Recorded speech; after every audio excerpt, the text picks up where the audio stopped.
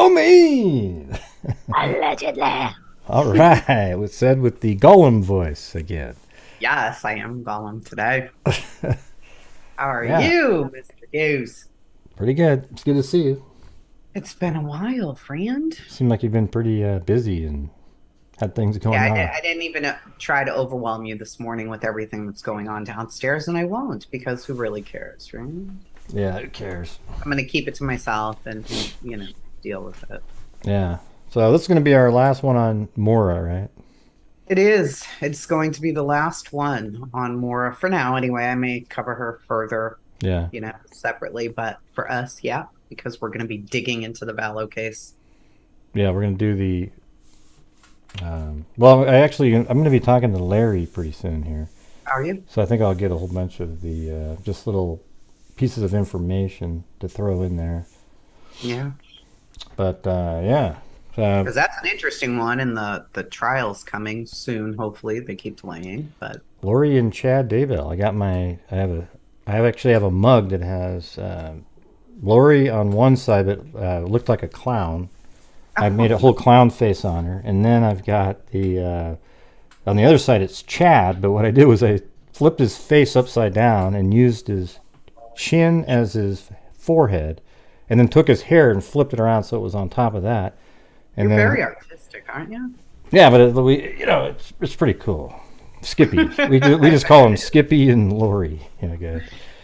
Yeah. Hey, thanks, GM. Yeah, it's been a while. Gray never takes a break ever. Gray's on. Forget about it. He was on the Porch Gang last night, which was very cool. I watched that as well this morning. Gang. I always catch up with your. Oh yeah. I just went out there. I tried because I was like, let me see if this still works. I don't even remember how to do it, So yeah, the first thing you said is, "How does this even work?" I just busted out laughing. Yeah, like you're an expert at it. I'm just sort of like, oh yeah, there's chat on the screen. That was cool though, seeing you out there. So yeah, but I took a little mental health break. But the kids are going back to school, all of that stuff. So does that work? The mental health break? No. Nope. Okay, that's why I don't ever take one. You see, you think it does, but it literally does not. It doesn't work. No, it just shifts the mental to something else, right? Like it's never. Absolutely. Yeah. This is much easier actually to focus on than the stuff in the house, right? I should just build a fortress in here and stay in here. Maybe things in the house will settle back up, but I don't know. Watch, we'll get one of those comments. Hey, I came here to watch about Maura, not listen to you guys talk. Sorry about that. I actually started listening to a podcast, and I really like this lady. She, no bullshit in the podcast. Mm-hmm. It's called, Bad News, or I don't know, Bad Murder. I don't know. But anyway, I was listening to her. She's like, yeah, I could sit here and chit chat, but really, who cares? Let's get into it. And she goes right into the story. Yeah. So all her podcasts are 18 to 40 minutes at max, because no nonsense. Yeah. None. Yeah. No chit chatting. Well, I haven't really talked to you in a long time, so we're just chit chatting for a little bit too. Sure. But there's one thing, she's going to be playing the video from her side, so we have a problem with her face won't be showing up in the upper left-hand box. Yeah, you won't have to see all my expressions, so that's a good thing. I think people like to watch those, though. You have enough of them in the intro. Yeah, the intro is just that right there. See, that's what I'm saying. It's not, that wasn't it wasn't hard to find the clips. It was just there's one, Yeah, which is why TikTok's so great. Right? Yeah. You're like, oh, do you like doing those shorts? They're hysterical. Of course I do. Yeah, some of those are good. Yeah, it's that little kid saying, you want me to call you motherfucker? Do you get a lot of views on your TikToks? I have no idea. I don't even check it. I just make crazy videos, download them, and upload them to YouTube. But you have to have it in portrait mode, right? Or the portrait mode, right? I keep it just like that, yeah. Straight up and down. But that's the only way YouTube knows, though. It has to be... Yeah. If you did landscape, it wouldn't be a short, right? Even if it was 30 seconds. I think so, yeah, you're right. So, but you just upload it and it knows, right? There isn't... It knows. It makes it a short. As long as it's under 60 seconds, I think. Okay, I'm going to start doing ones straight draw. I'll go, look at... Oh, God! There's something really weird. You got to watch my show tonight. Oh, it's crazy. Oh. Breaking news. Oh yeah. Should do that. It'll be so much fun. Oh, that'd be freaking awesome. I think it would work. But I'm shorts. They're fun, but TikTok is just so much fun. yeah. They hate us old people on TikTok, but that makes it even more fun to go on there. And my daughter's like, "Why are you on TikTok?" I'm like, "'Cause I'm awesome." I think it'd be cool to spoof some, like those. There's these people that always do this stupid dance, this one dance thing over and over again. You show that. And now you see it every 2 seconds. I mean, you scroll down on YouTube, it's there every 2 seconds. It's like they do this little thing where they practice first, and then boom, they get it in. So it'd be cool to just not even know it at all and just suck. Like get it. Just do it. Yeah, act like you're gonna. I dare you. I dare you. Forget it. That would be pretty Look, fun. we're losing subscribers, Gray. We just lost one. Okay, yeah. Talking. Yeah, if you don't like what we do on this channel, just unsubscribe immediately. Thank you. All right. Nobody's begging you to stay. All right, loser. Gray's changed so much in the last month while I've been gone. Oh no, I've got even more, like. Cantankerous. Wow. Yeah. Even more. So should we just get going then? We can do whatever we want. The WAP dance challenge. Yeah, I do have I don't think Gray could do the WAP dance challenge. That would be bad. So check it out. Like this, I have a chicken gate now, right? This damn chicken. I heard about the chicken. You don't want the chicken coming in your yard? Is there something Well, wrong yeah, with but this lady has 6 chickens, or the great, household, I'm sure. and they don't even. They just let them roam around in their backyard, and their wings aren't clipped. And they jump up on the fence. They were just in the yard yesterday, destroying my wife's garden again. One of them. And How do chickens destroy a garden? oh, they go in there and they peck around and they use their feet and they just start ripping up, looking for like. Because we actually water our yard. They don't even water theirs. It's like a desert, and they have this huge pile of sawdust that's been there for 2 months in their driveway with spider webs covering the whole thing. So they don't even water anything. It's just so they come into our yard going, oh, we can find a meal, and so we got a hold You of. should be feeding them, and then they wouldn't tear up the yard. Well, I was thinking of feeding on them, is what I'm saying. No, Like because I don't look at them as like a pet. they're pets. Yeah, I don't see it that way. I look at them as a free. If they're on my property, it's free range. It's like You better not. Well, I don't know. That's how You could go buy them sweaters. You can get individual bowls, Yeah. 6 of them, name them. But they're give just them- like really horrendous neighbors. The thing is that the law is you can only have 3 chickens, and they're supposed to be kept in their coops, and they're not allowed to leave your property. And these ones are just in our property. Like if you saw what the damage they did, you would absolutely think differently. I mean, they absolutely destroyed Scott would shoot him, but I would cry, and then he wouldn't. Yeah, but you would be angry if the neighbor just kept letting the chicken come and destroy your yard, right? Probably. Well, I know. Gray doesn't see my fish as pets because he's a weirdo. I used to have pets that were, and then they tasted great when I was done with when they were. Hey, Charlie, it's time for a meal, buddy. Yeah, You're awful. That's terrible. That's awful. Yeah. I love my fish like I love my dogs. They're my little babies. So. Yeah, but check it out. The same neighbor, because we got a hold of the health department, they came out and said, "Oh yeah, that's a total violation." Because they did it so many times. No, but here's the thing. When I went to their house, right, just in person, I said, "Hey, your chickens are really," and I said I was really calm. I walked up and I just said, "I was wondering if there's a way. See, we have this in the backyard, and your chickens just keep making, they keep clucking all day long. Is there any way that we can, is there a way to keep them a little bit quieter?" And she goes, "No, will that be all?" And shut the door in my face. Like that quick. So after that, hey, screw it, man. I don't give a shit. I tried to work through it, and it's not going to happen. Yeah, that's rude as hell. Yeah, now it's just whatever the hell I feel like doing, I'm going to do, so. Just don't kill them. That's all. Yeah, I wouldn't kill them. Not their fault. I wouldn't kill them. It's the ladies. One does look like it might taste good, though. Like a little teriyaki sauce, maybe some the rooster sauce on top. Ray? No, but I wouldn't do Listen, that. you see him?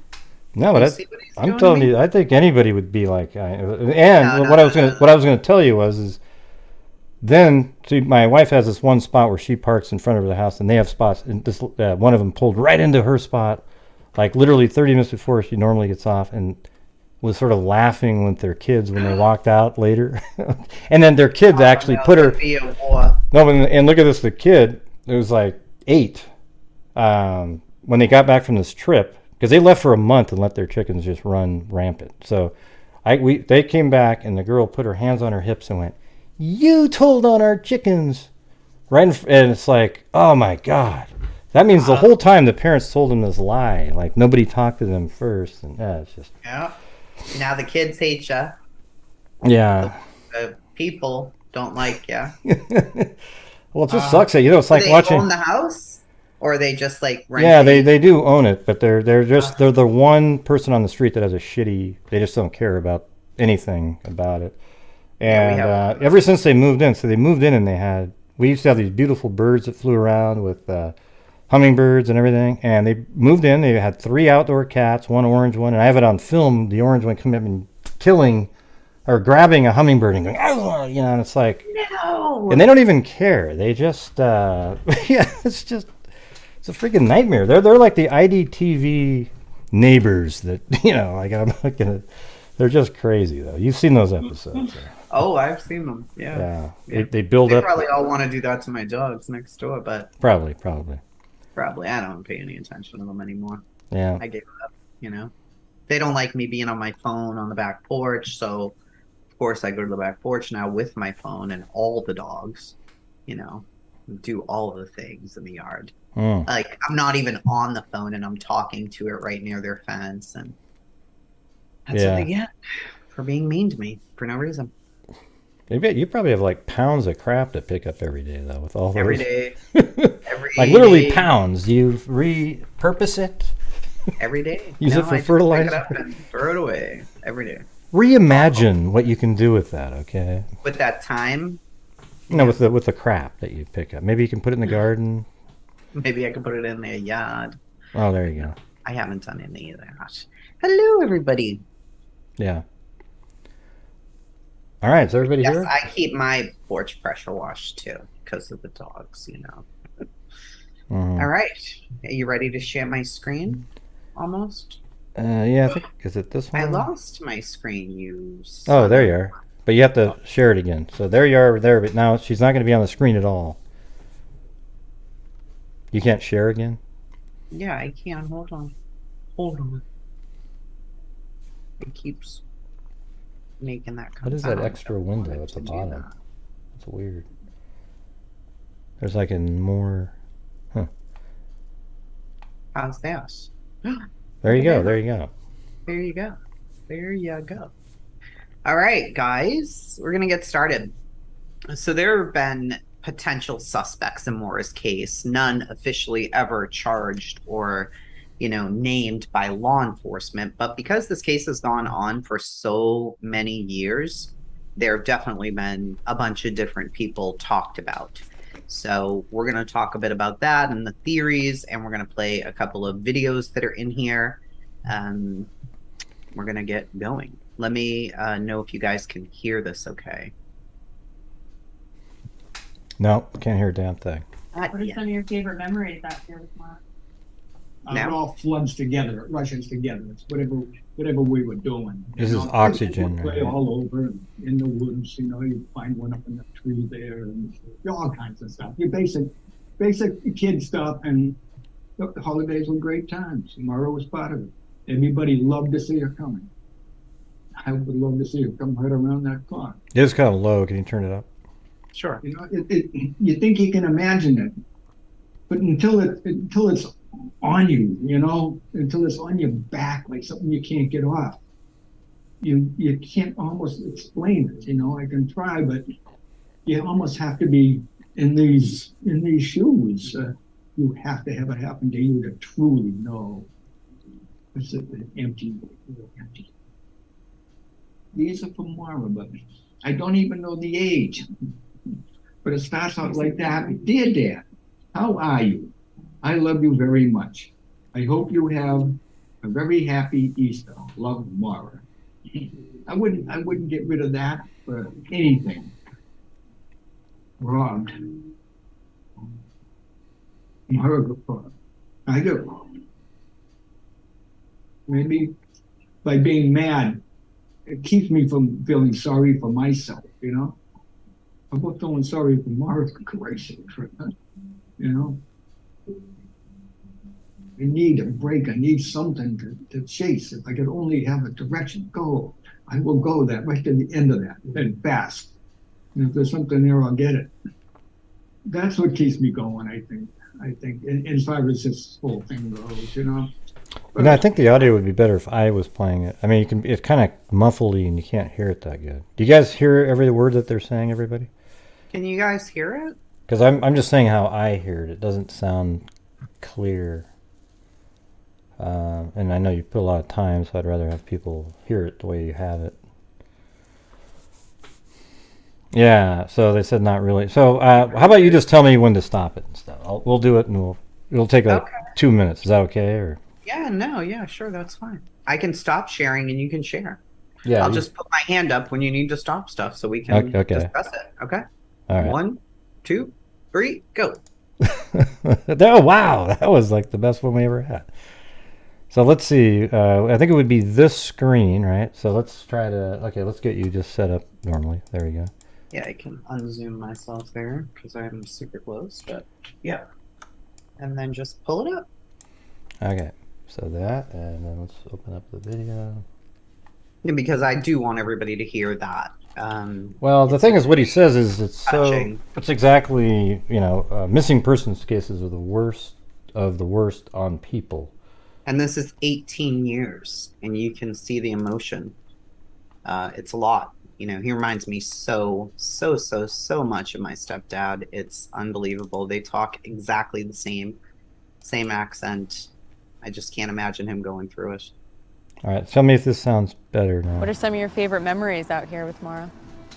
It all floods together, it rushes together. It's whatever we were doing, The kids would play all over in the woods, you'd find... And this is Oxygen, a special, right? Do you know what it was called? There was several on it. Oh, that's the true, yeah. Disappearance of Maura Murray. But they had several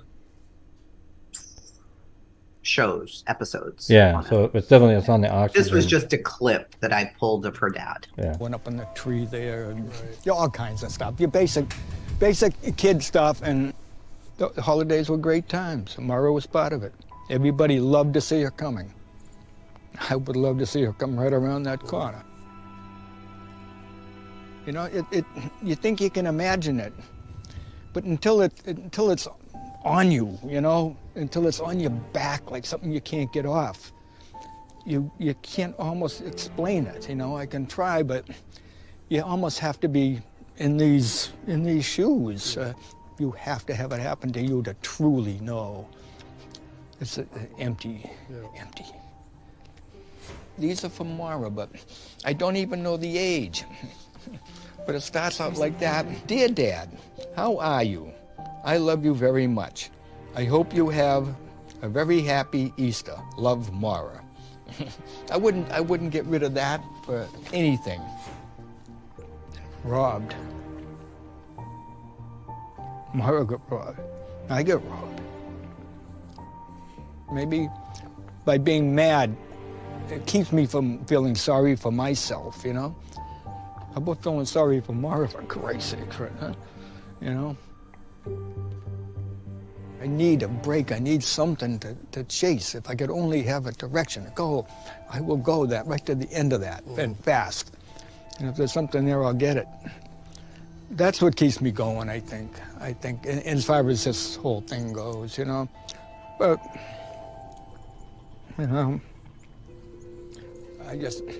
I'm waiting for a break. That's why I'm glad to see you folks here, You can put some pressure on somebody somewhere. Something cracks, then we can be closer. And That's our plan. yeah, so it'll work. It'll work. We'll get that break. Yeah. Many people are asking what I think happened to Maura. Right there. So what's so incredibly important in what he just said is this is 18 years later. And, every weekend for several years, they traveled up there to search. They've had so many search teams. volunteers, so many people, and still, even at the time this Oxygen special was made, which is not that long ago, he still is in agony. And he's saying, if I just had a place to go, Just some I hope would go there. of some sort, you know. Anything, right? Yeah. So what Gray does on his channel is so crucial, because this is how most of the families feel. And to show it, I think really gives you a good idea. Watching that from him just killed me. And, that's why I wanted to include it, because it is so important to know that even though these cases are cold and maybe not as interesting, they are just as painful as if it's happening today. Like Kylie's family, yes, they're in agony and they're searching, but her dad feels exactly like that family feels, even though it was 18 years. So yeah, there's a couple of cases lately that I've covered that are, or 3 even, just recently, that are unsolved and missing persons. yeah, And, the families are so grateful just to hear somebody say something, at least their name is being talked about, and then a glimmer of hope shows up again. absolutely. Right? But I just know every one of us has had a pet missing, or probably a child missing. That feeling you get where you're just in that panic, Yeah. and you're still waiting and waiting and waiting. They feel like that for 18 years. I mean, in 20, 30, I can't 40 even years. It's imagine crazy. that. It's like a Yeah. heavy weight on their backs, and it's a freaking nightmare, Yeah. I mean, I've had my son just go down to the cove at the end of the street, and, he told his sister, but he didn't tell me. And then his sister went to work, and I'm like, Oh, you yeah. feel like Oh, there's yeah. no breath left in you. He's gone. Where did he go? He's gone. Oh, I panicked. And I'm thinking, how do you feel like that for 3 weeks, a year, 18 years of not seeing your oh baby? God. I can't even, Much. I almost wouldn't even, I don't even know how you would deal with it. Honestly, I don't know. I think there's a lot of suicides and stuff probably related to that, you would imagine. There has to be. Just remembering Jace going down to that cove, my heart started beating really fast, because that's the first time ever that he went down, and I didn't know where he was. I'm like, oh, he would never go down there, so something terrible happened. And he was there, and he's like, I told Alex. And you get kind of angry Never do too. that again. It's like, what are you doing? Yeah, like, your heart, you can't breathe. He's like, oh my God, one of the neighbors is a lunatic and they stole him. I don't know. You watch too much true crime and you really get paranoid with what could happen. So yeah. her sister here, was told to go to TikTok, and she was like, oh boy, I don't know if this is going to work. And it has. It really has renewed Maura's story. And I grabbed the sister's 3 main theories that she's heard people have, and also what hers is. So, Okay, here we go. Let me just move it back a little to here so we don't miss it. Many people are asking what I think happened to Maura. Fair. I'll tell you. There's 3 main theories, the first being suicide, but I'm not buying it. Here's why. First, I knew Maura better than any other human on Earth, and not likely. Second, she submitted her homework before she left, and she obtained accident forms that she was going to file in the future. Also, there were no footprints in the snow, and no remains have ever been found. And finally, the items that she took with her, the birth control, the running shoes, the textbooks. What do you guys think? Join me tomorrow for the other theories. Second Do you want me to stop it at each one or just keep going? no, we can go main through all theory, 3. she ran off to start a new life. We've got to follow the evidence, and it does not lead us here. First, there's been no credible sightings, so where is she? Second, both my mom and my sister, Kathleen, passed away from cancer. Maura would not miss that. Third, I don't think Maura had access to the logistics and resources required to run off and start a new life. Fourth, it wasn't like my sister, especially not for 18 years. I would love to hear what you guys think, and join me tomorrow to hear what I think happened to my sister. My gut tells me Maura was met with foul play. Here's why.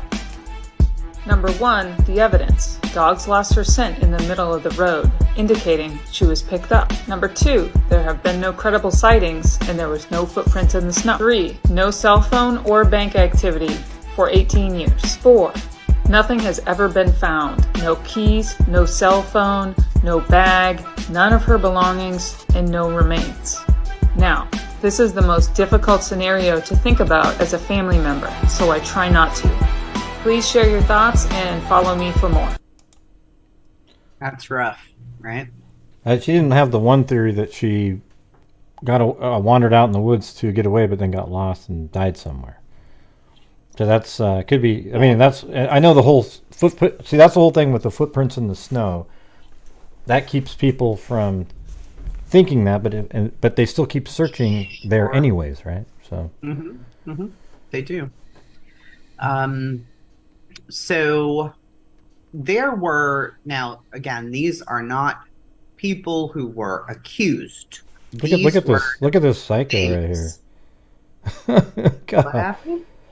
Oh, this is a troll super chat. Ray has to make money Look off at dead little girls in order to exist. How do you like them apples? Yeah. They're tasty. See what this guy is? He's a troll wacko wants in the Delphi cave. But thanks for the $20 Of course. Thank you, though. Yeah, that's going to go to a cause, which is great. Yeah, I mean, at the end of the month on this channel, we also donate too. But yeah, he's this crazy person on. Oh, I know. They have a troll. He's on Facebook. He used to be a channel member on mine, but he's just a wacko. Absolute nut job. It's just crazy. Because if we don't talk about these dead little girls or missing little girls, who will? Do you have a channel?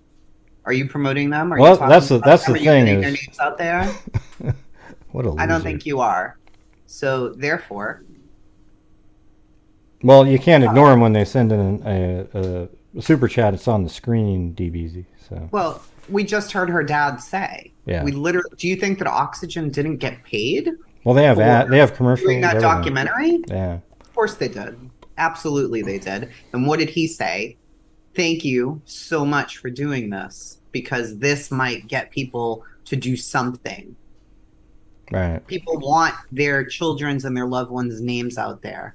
If you don't understand that and you're just obsessed with Gray Hughes, you've got to do some reevaluating. Yeah. I mean, he's interesting, but he's not that interesting. So anyway, moving along, there were neighbors who lived across the street from Butch Atwood, and one claimed to have seen a woman matching Maura's description running 5 miles down the road at the intersection of 112 and 116.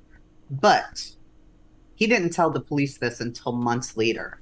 He said that he had his days mixed up, and later when he was checking his work records for whatever reason, he realized, oh wait, I did see somebody running that night. Now, how in the world could you think back 4 months later? Could you think back, Greg, 4 months later and say, oh yeah, I did see someone running that particular it seems like night? that would have popped into your mind that night. Absolutely. If it was something that important. Or the next day, when it's all over the news, 4 days later, you're going to think, oh, hell, wait a minute. I did see somebody, right? So on the next page, there's information about the report. You got to keep going. If you want to, yeah. On May 6, 2004, the Caledonian Record reported that a man had come forward with a potential sighting of Maura on the night of her disappearance.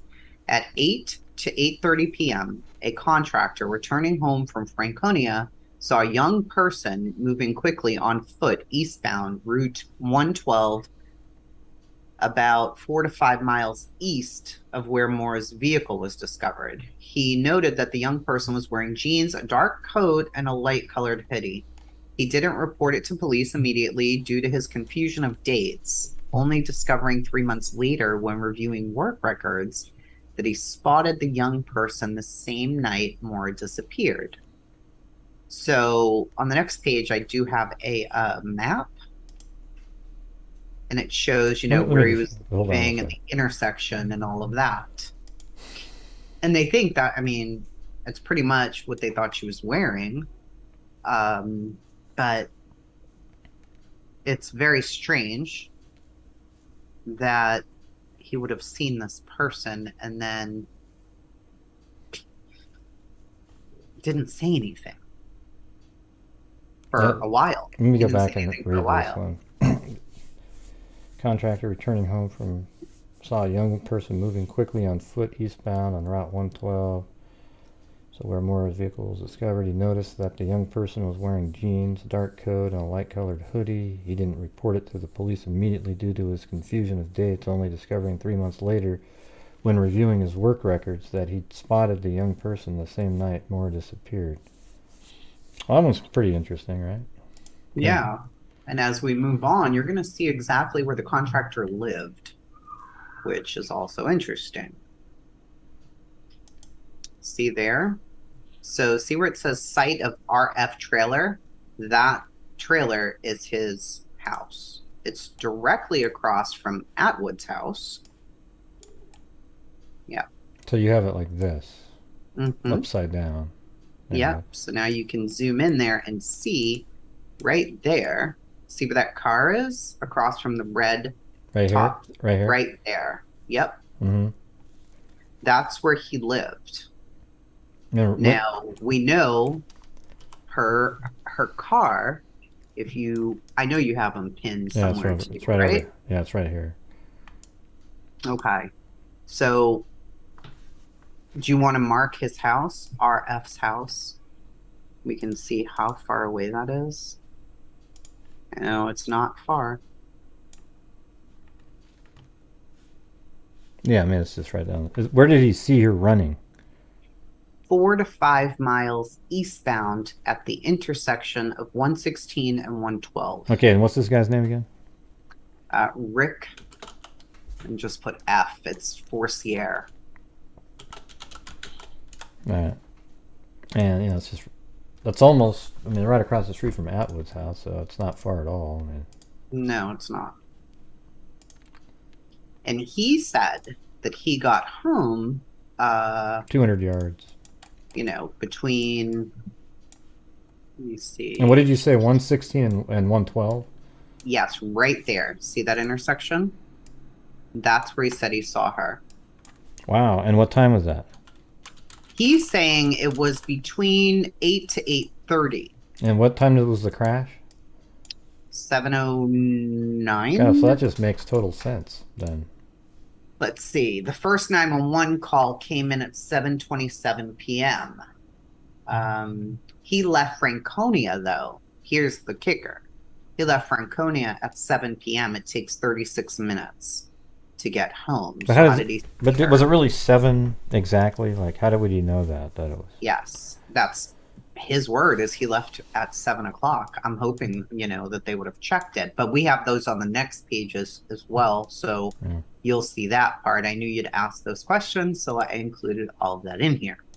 Yeah. Okay, hold on a second. We put Frank. His name is Frank.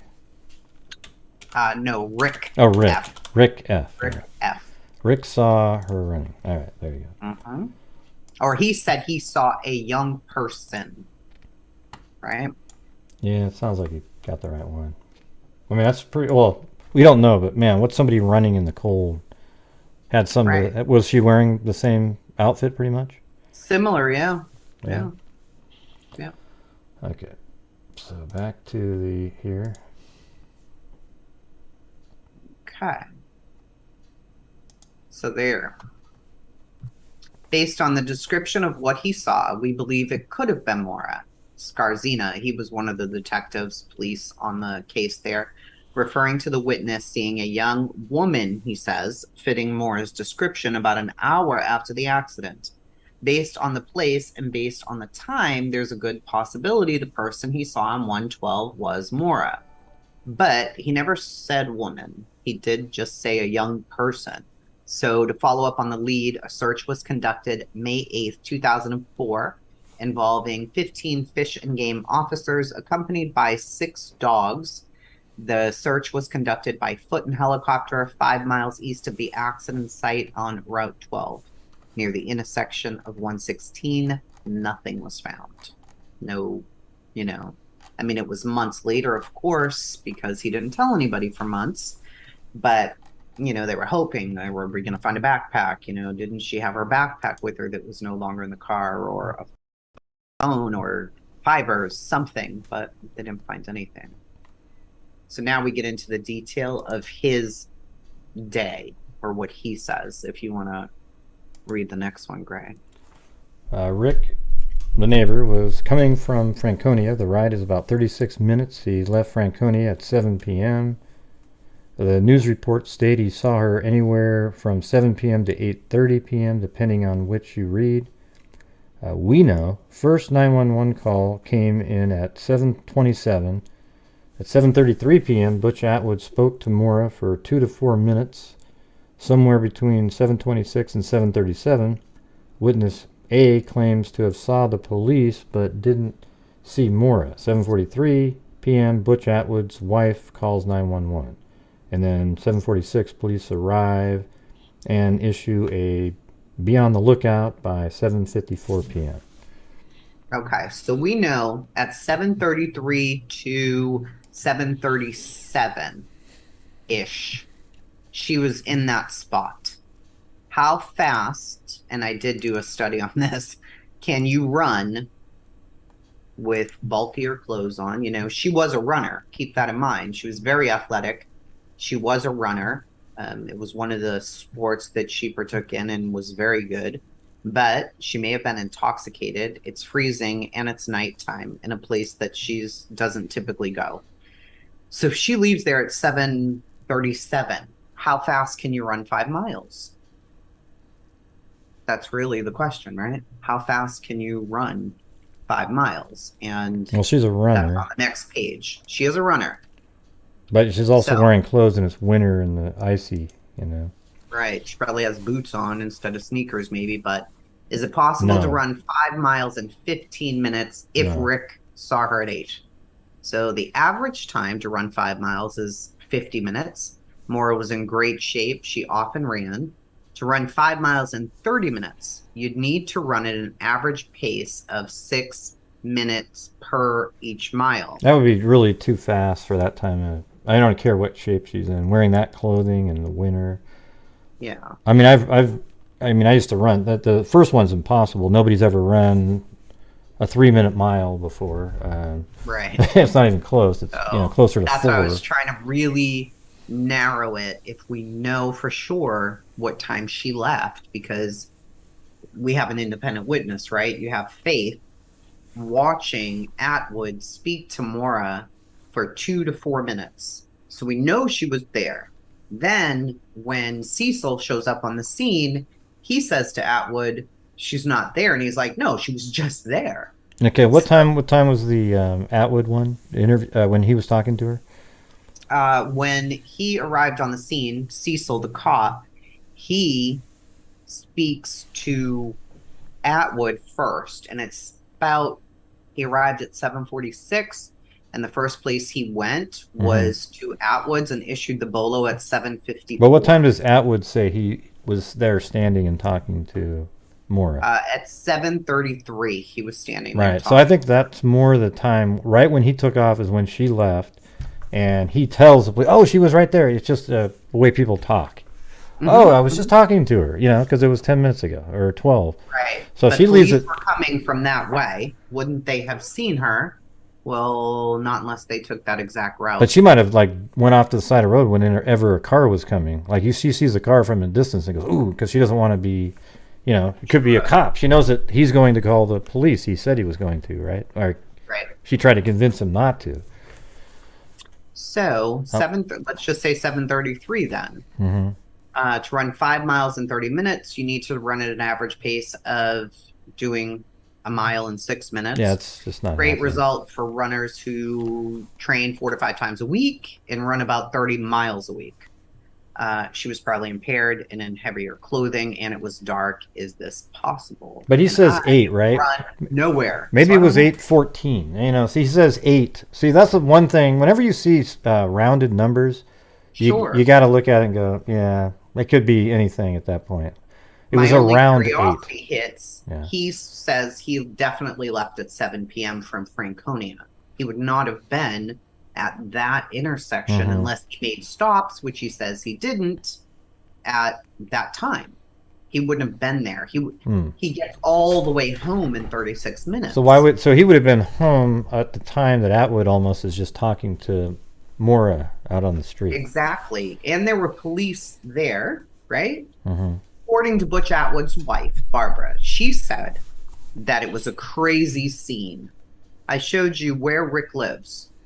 He never saw the police there. He never saw anybody there. He didn't even know what was going on until somebody told him later, allegedly. So you don't see police on that dark road, probably with their lights on, because you have Cecil, you have the 2 tow trucks, you have the John, the other guy there, the trooper guy who comes in. Then you've got Atwood driving around looking for her, and you're pulling up all within that span of time, but you don't even know that this girl's missing, and you don't think, oh, I just saw somebody running down the road. Yeah, kind of makes him seem less credible. You know. Well, it does, according to the next thing here, too. Frank Kelly from the New Hampshire League of Investigators, Forcier, which is Rick, kept his work schedule in a notebook written in pencil, which later contradicted what he told me when I interviewed him less than 2 years later, when he said he was at home in his trailer on his couch. One of the people I personally interviewed was Rick, who was then and remains to be my primary person of interest to this day. So that's what one of the investigators said. And that, is why he was included in this, because... That is interesting, because why... he lives right there, too, right next to Atwood. Right there. And he saw nothing that night. And you're making up stuff, but you're trying to... You're trying to place her 5 miles away, going in the opposite direction from your home, right? Yep. Like, hey... because maybe he's feeling like, hey, maybe the heat's coming on. People are starting to ask me something. Hey, you know what? Now that I think about it, I saw a person running. It was 5 miles away, though, and I just kept going. But his time's off. Everything's off. That's interesting. Yep. Especially if you keep your work in a notebook in pencil, because you can easily just write something in later, right? I mean, we don't know when he wrote that in there. So... moving on from Rick is a very tragic situation. This is the first officer who was on the scene. This one's rough. His name is Cecil Smith. There are so many inconsistencies, so many problems with what went on with Cecil's reporting and investigating of this situation. There seems to be a reason for this that we're going to talk about. The neighbor calls at 7:27. That's the first phone call. Witness A, which is Karen, arrives at 7:37 p.m. She sees a vehicle nose to nose with Maura's car. She says that it's a police car. But Cecil does not arrive until 7:46. So who was that first cop car? Nobody seems to know, which is crazy. So if you want to read this next one. Oh, well, that first one too, Gray. Cecil Smith filled out his accident report February 15th, 6 days after the incident. Oh, so then not the night of, 6 days later. Kind of like has to remember the information. Yeah, and as we get into his condition and issues and all of that, that makes it even worse. But in the report, Cecil states he's responded to the report of a car into a tree. The original call was from Faith Westman. There's no mention of a tree in her call. The damage to Maura's car does not match with the kind of damage typically caused by impact to a snow embankment or a tree, according to volunteer investigator John Healy. The hood of Maura's car was pushed in with a dent on the driver's side hood, but no significant damage was made to the car's driver's side headlight or front end bumper. If Maura had hit a tree, investigators believe there would have been significant front end damage to her car, particularly the bumper. The damage found on Maura's car is more akin to hitting a guardrail or the back end of another vehicle, said he. But there wasn't really I mean, was there one? But right at the beginning, there wasn't another vehicle because remember, she was standing. Well, I guess there could have been. It could have driven away before the neighbor looked out and saw her there. But because it very much looks like, you know, if you hit a tree, there's damage up and down, right? I mean, there's damage unless you kind of clip the tree a little bit on one side or something. But in any case, it doesn't matter because the initial phone call says nothing whatsoever about a tree. I mean, we have the transcript. We know what was said. The word tree was never said. But in his report, he says he was responding to the report of a car hitting into a tree. Now, okay, fine. Maybe he's just misremembering that because it's 6 days later. And when he got there, it kind of looked like maybe she hit a tree. So he just puts that in there. So that's, you know, his first mistake that he makes. But on the next page, Cecil Smith's statements about what Butch Atwood supposedly said regarding Maura's demeanor. In an Oxygen series, Cecil Smith claimed that Atwood stated Maura not only appeared to have been drinking, but that she was also leaning and slurring. So that's what he tells them in the Oxygen special. But Atwood said Murray didn't appear to be intoxicated, despite police having said a witness indicated she had been impaired due to alcohol. So there's this witness who said she seemed impaired, but nobody knows who the witness is. He lamented the fact that Murray had not accepted his offer for help. He noted school bus drivers have to go through extensive background checks. You know, a lot of people said because he was so large, I mean, he's a very big man, that she may have felt, you know, threatened by him. So that's, you know, why she didn't get in the car. I don't think she was thinking in the back of her mind, oh, he probably had a background check.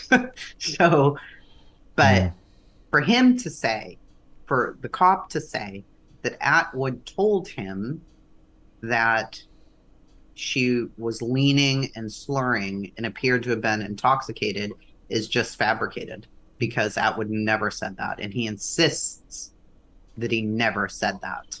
So he, you know, on the next page, you're going to hear from Mr. Atwood himself. So it's a video. A school bus driver stops to help her. I just asked her how she was. She said she was shaken up.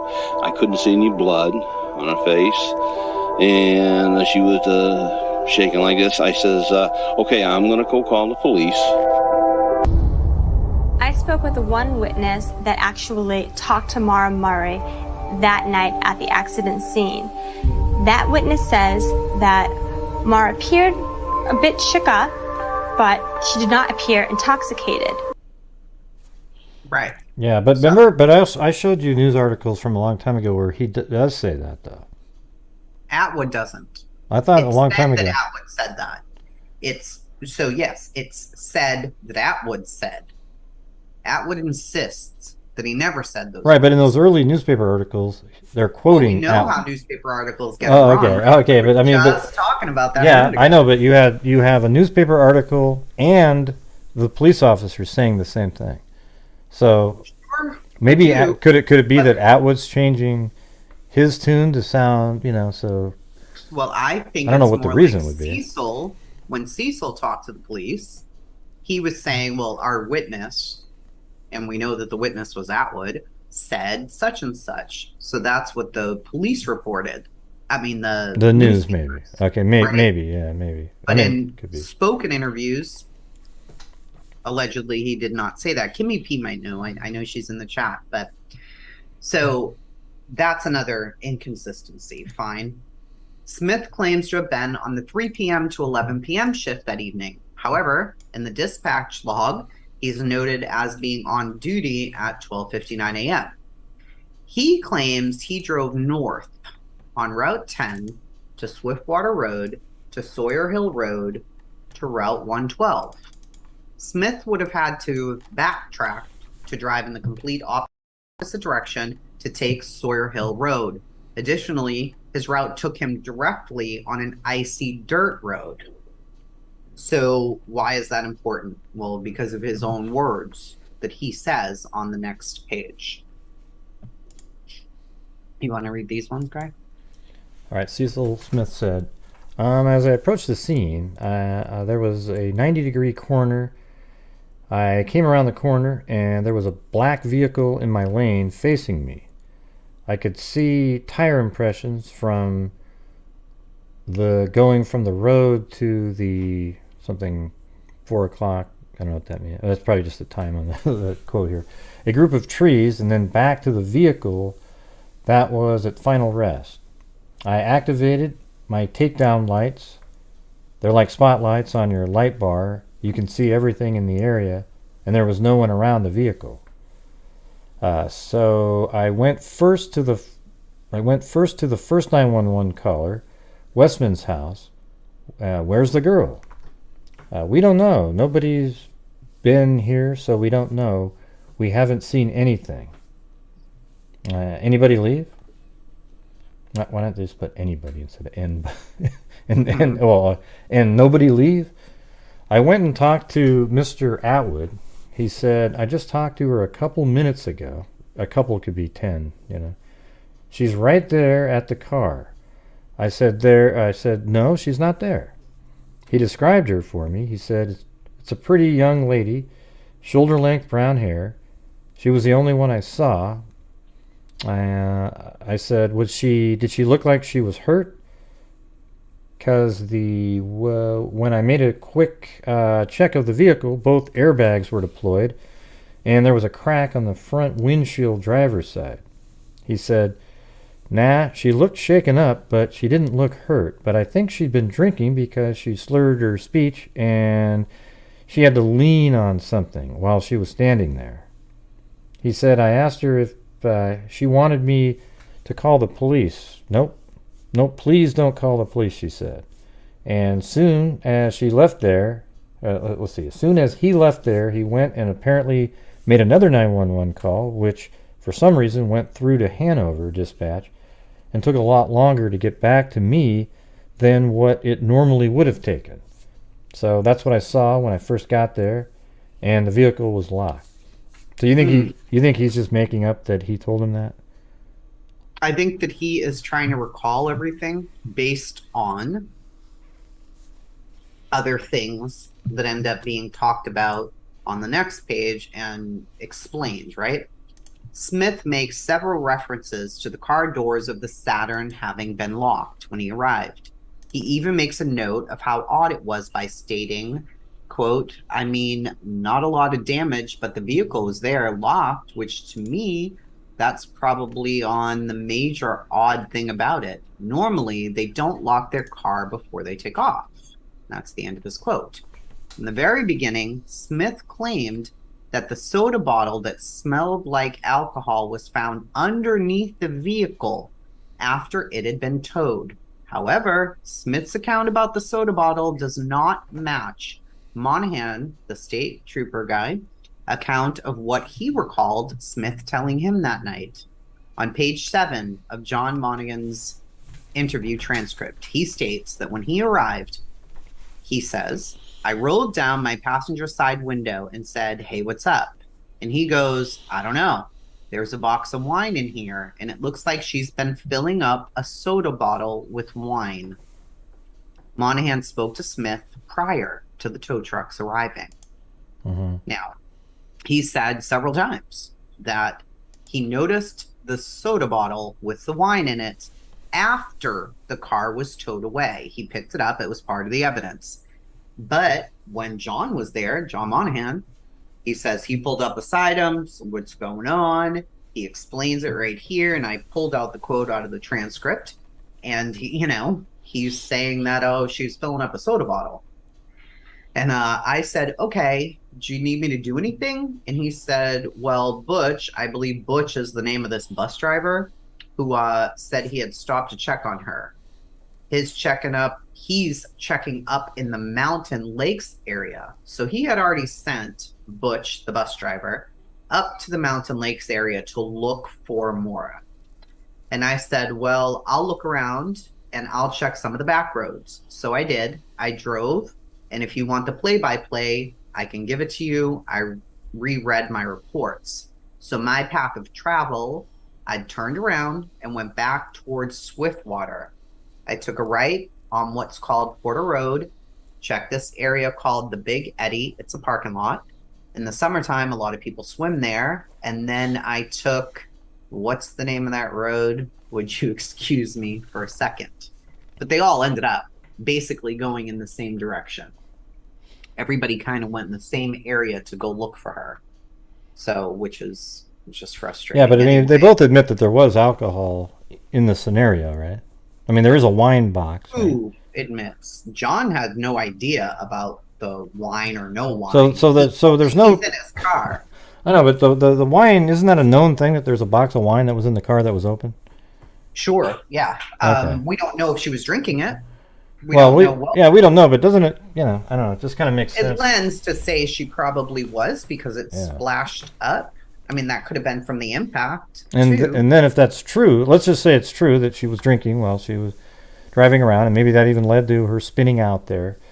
Then wouldn't it be more likely that what Cecil remembers saying and Atwood apparently saying in some articles, but maybe that was just quoting what Cecil said. Maybe she was intoxicated. When he issued the bolo, he never mentioned that either. We have an intoxicated female out here. I mean, it's freezing cold. It's dark. Yeah. He never mentions that at all. I don't know. It felt like he was trying to remember better. Maybe he was making a lot of assumptions, which, I mean, I guess police do because they need to. So if he's looking in the car and he sees the box wine and he sees it splattered everywhere, allegedly, then, I don't know. But where he got that she was filling up a soda bottle is beyond me because he never saw that until after the tow trucks got there and Monahan was there well before that. So, I don't know. It doesn't seem like that whole stuff should just be really nicely packaged up and easy to determine. Like, oh, here's a bottle, let's test it. Oh yeah, it had alcohol in it. Oh, there's Maura's DNA on the rim. Okay, that looks like she was drinking. And then just kind of, why is that still a mystery? A weird. Well, it's still an issue too because a lot of the information hasn't been released. I mean, it's still, even though it's a very cold case, they don't know all of this stuff, Where's the soda bottle? Was that tested for her DNA? Do you know for sure that it was hers? Yeah. Where did it come from? Of course, it's probably Was it hers. even Maura in the car in the first place? Oh, stop it right now. There's a lot, They leave you with so many questions because they don't answer a lot of the questions. Yeah.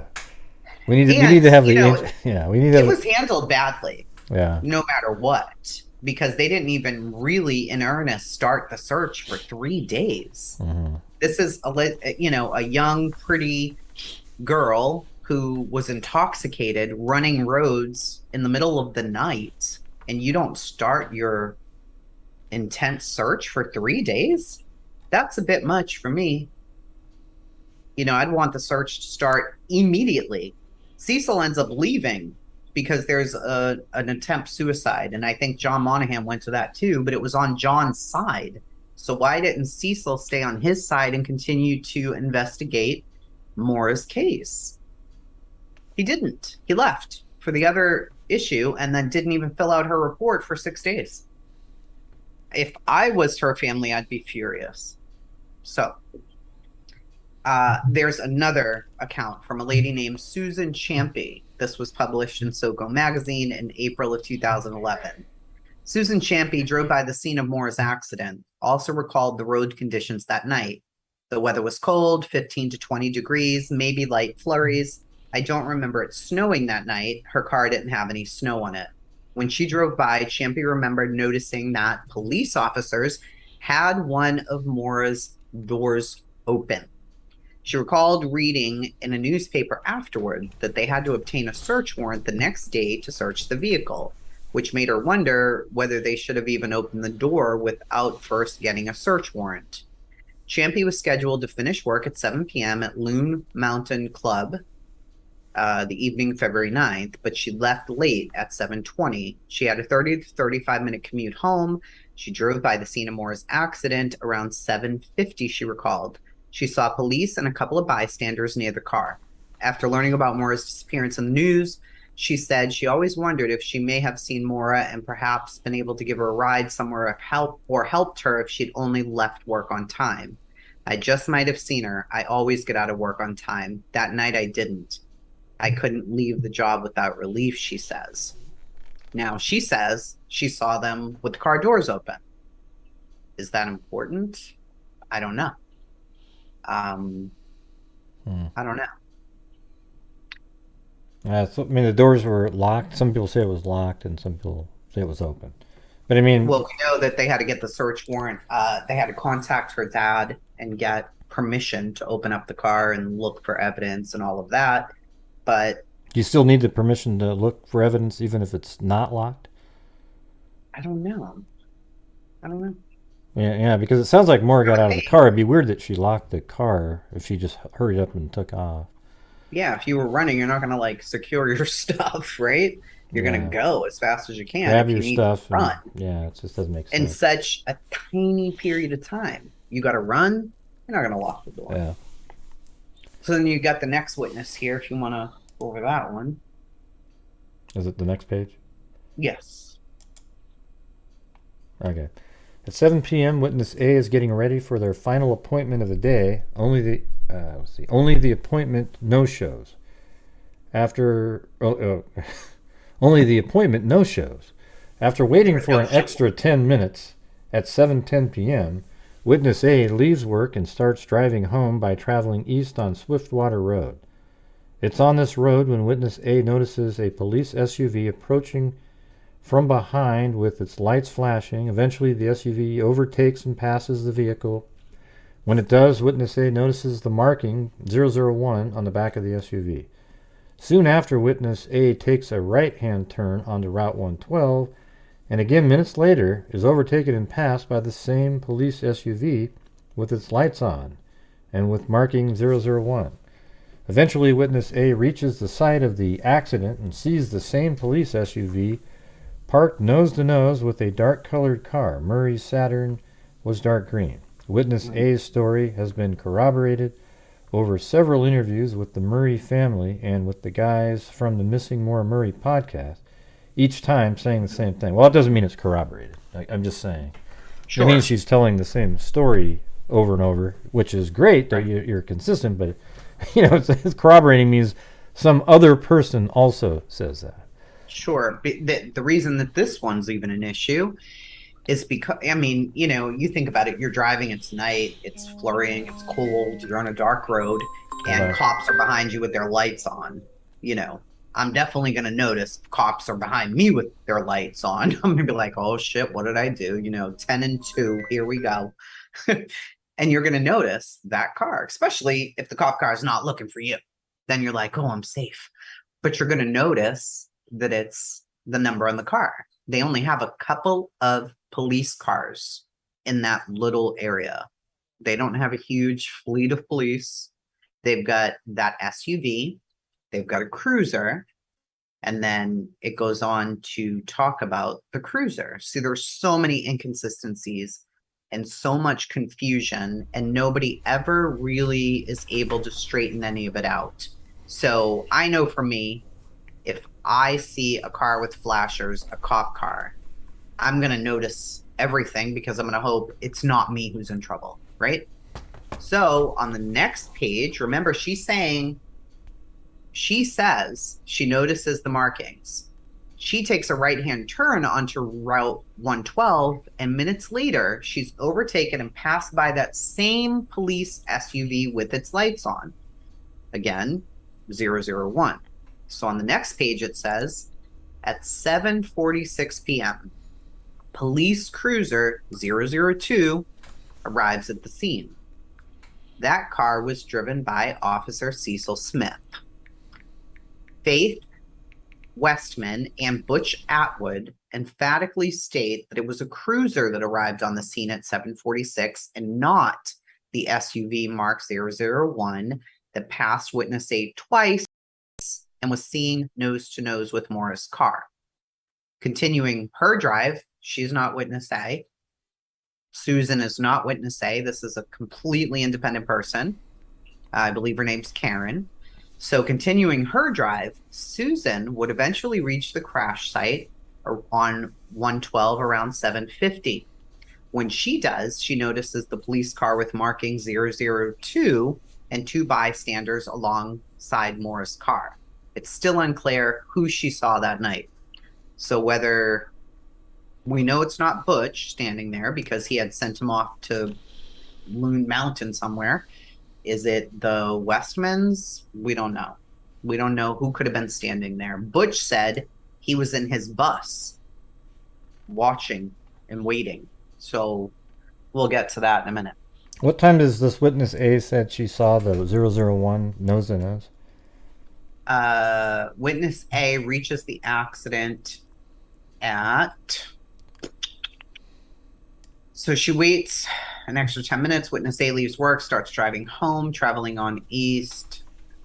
It does not say her exact time, but it says witness. But I'm sure there's witness A times out there. I can probably find that when you go onto the video of Cecil and understand why Cecil may have been very unclear. Mm-hmm. I'll find this while Yeah, you're going. I don't know. I mean, did Cecil park nose to nose or behind? I mean, couldn't it have just been Cecil? Well, I don't know. It's weird. The car over it. How did the car pass it twice? Exactly.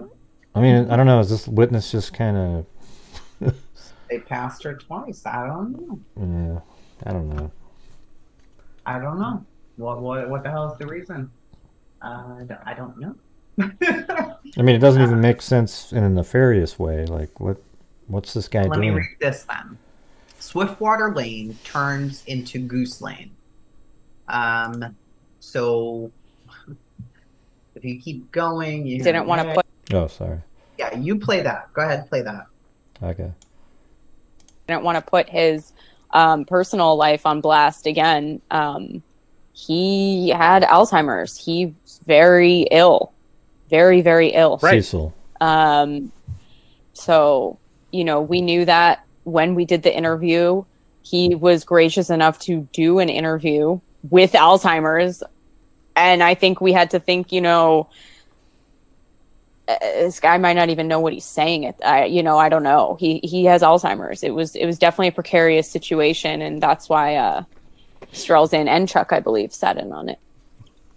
Yeah, and the fact that he was turned into something that he shouldn't have been turned into is really upsetting. When that happened, he committed suicide. He shot himself, and Yeah, it's really sad. incredibly tragic and really, really heart-wrenching and infuriating to think that people would put online that he might have killed himself because he knew something about this. The guy was tortured because he didn't know anything about this, because he didn't take it as seriously as he should have taken it.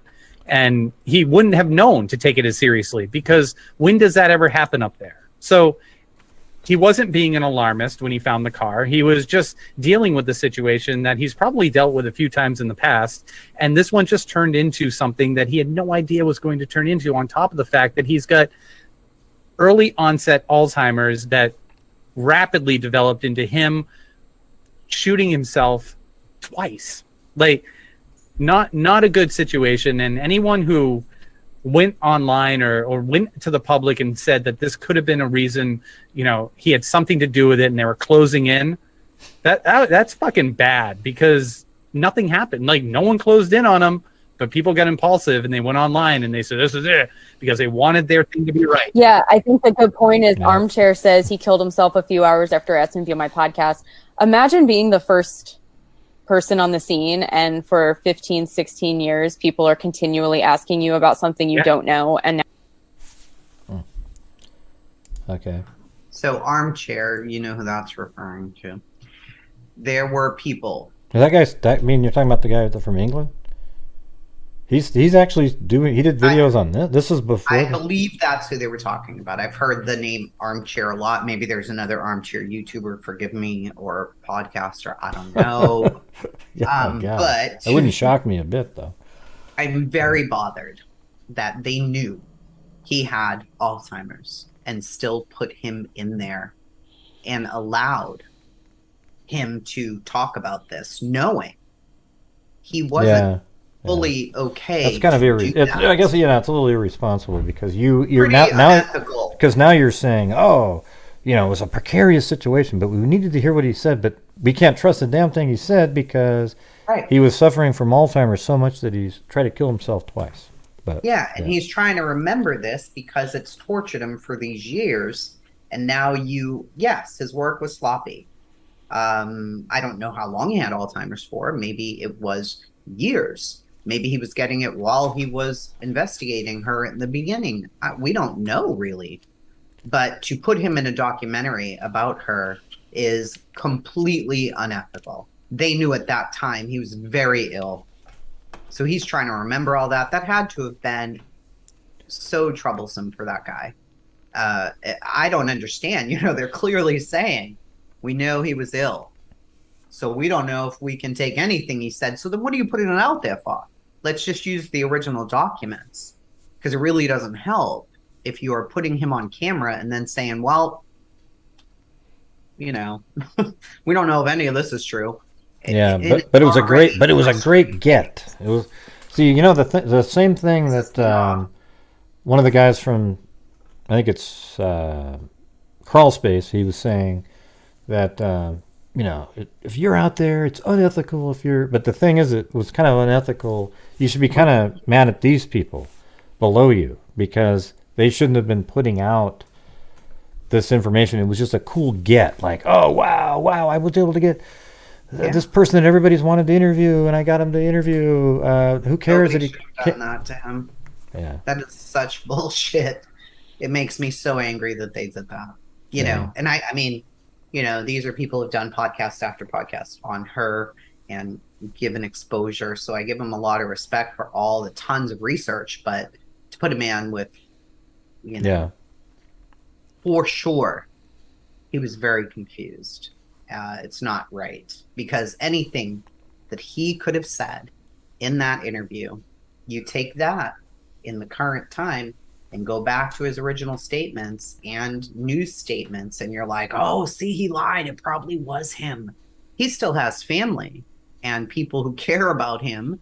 And if he's truly innocent of anything, that's so harmful and gross. So just my opinion on that, in case anybody cares. So Butch Atwood, he was the last person to ever see her alive. Few concerning things. After they did an investigation, they talked to neighbors and all of that.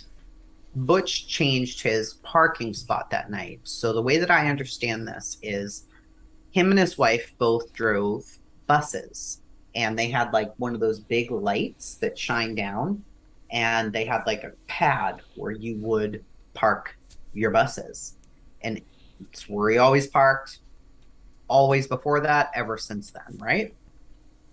From that vantage point, if he parked where he always did, he would have had a clear sight of Maura's car and any cars passing by. That night, he pulls all the way back up to his house near this little outhouse thing in trees where he cannot see her anymore, which is crazy. Why did you do that? He said he was going back out to do his paperwork. So a few things. He could have waited to do his paper. There's an accident in the road. So he pulled back here, kind of back in here. Yeah, so his driveway, he pulled. See the other little house there? In his driveway, there's like they set a pad and a big light, like a tree, not a tree, like a spotlight that's shining on the buses. And for whatever reason, he pulls all the way back to near his house and a little outhouse. God, that's blurry. Which nobody understands. Nobody knew why. So he would have parked like more down where he could see the road. but he parked up near his house for whatever reason. He told his live-in girlfriend, wife, whatever, I'm going to keep an eye on her. And she was going to call the police because his first call was transferred, whatever. But from his parking area, he couldn't see her. Some people actually nobody ever saw measured. Yeah, nobody ever saw her again after Atwood got there, though. Nobody ever saw her. So, that's where you can make like all kinds of things like, well, he had her get into his car. There was never even a conversation about, hey, you want me to call the police?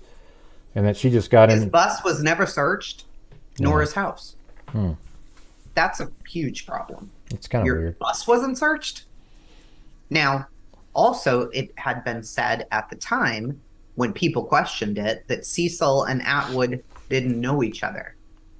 However, when you go back to the thing, so someone went to the home, they measured it. Butch parked back near an outbuilding very close to his home. He said he saw a few cars pass by, but he couldn't identify any of them. His bus and home were not searched. So there is a guy named Guy Parody who did an investigative report, Maura Murray task force, and he fills out this paperwork. If you want to look at this, it says John Marat was interviewed via telephone relative to certain events concerning Maura that occurred on February 9th. His wife, Virginia, listened to some of the interview and stated she was in agreement with what her husband was telling me. Marat stated sometime between 1900 hours and 20 hours on February 9th, he went to his kitchen sink in his residence to get a glass of water. As soon as he got to the sink, he observed a car with its trouble lights on, or its flashers. The vehicle was on Route 112, now known as Wild Amanosuke Road, with the front end facing towards Lincoln. Marat said that the car was approximately 250 feet away and at somewhat of an angle from his residence. He also said that he had to look through several trees to see the car. He described lighting conditions around the car as poor, with only area ambient light coming from a barn at the Westman's property across the street. He related he could see a person walking around the vehicle, but he could only describe them as shadowy. He could not provide any further details of the person. He further stated that the car was off the road with its driver's side of the vehicle on the wood side, with the passenger side along the roadway. He believed the car had been involved in an accident by hitting a tree, then backing up to the same tree. The vehicle was then positioned adjacent and parallel to the roadway. He noted he did not hear or see the accident, but obtained this information from the police or the rumor mill. Now, after the Westmans watched this car for a few minutes, Atwood, one of their neighbors, drove by and stopped at the collision. He was one of the local school bus drivers and was driving a large yellow standard school bus. He said the bus stopped facing east, the opposite direction of the parked vehicle, at which time Atwood opened the door of the bus and began to speak to Maura. Maura at this time had gotten out of her car and was speaking to Atwood from across the top of her vehicle. Westman recalled that Atwood spoke to her for only a couple of minutes. After this conversation, Atwood left and drove his school bus back to his house where he parked it as he usually does. The Westman said Maura did not get into the school bus, nor did Atwood get out of the bus when he spoke to her. Both of the Westmans said that a couple of minutes after Atwood and the bus left, they saw activity outside of the car. So this matches what John above says, and believed it was Maura walking around the vehicle. Tim Westman said he could see a small light near Maura's face and thought she was smoking a cigarette. He later learned she didn't smoke, and the light was probably a light from a cell phone. Another couple of minutes passed, and both of the Westmans said they saw no further lights coming from the vehicle. Another couple of minutes went by, at which time the Westmans saw a fully marked Haverhill police car come in from the west and park near the scene. They observed the police car because it had its emergency lights on. Another couple of minutes went by. The officer assigned to the police came to the front door. The officer asked where the female operator in the car in question was. Both said they didn't see her leave, but noted that if she had walked from the collision scene, she had to have walked eastbound. They noted if she had walked westbound, they would have seen her. The officer also noted he came from the west and did not see her along his route. The Westmans noted that it was 5 to 6 minutes in time from when Atwood left the school bus to the time the police officer arrived on the scene, which is crazy. He's coming from the west. They're standing in their window watching all of this happen. She never walks by them. Well, she went. Maybe she went east. Yeah. Well, if she went east, they would have seen her because she had to have passed their house. There was nowhere else to go. And that's what they're saying.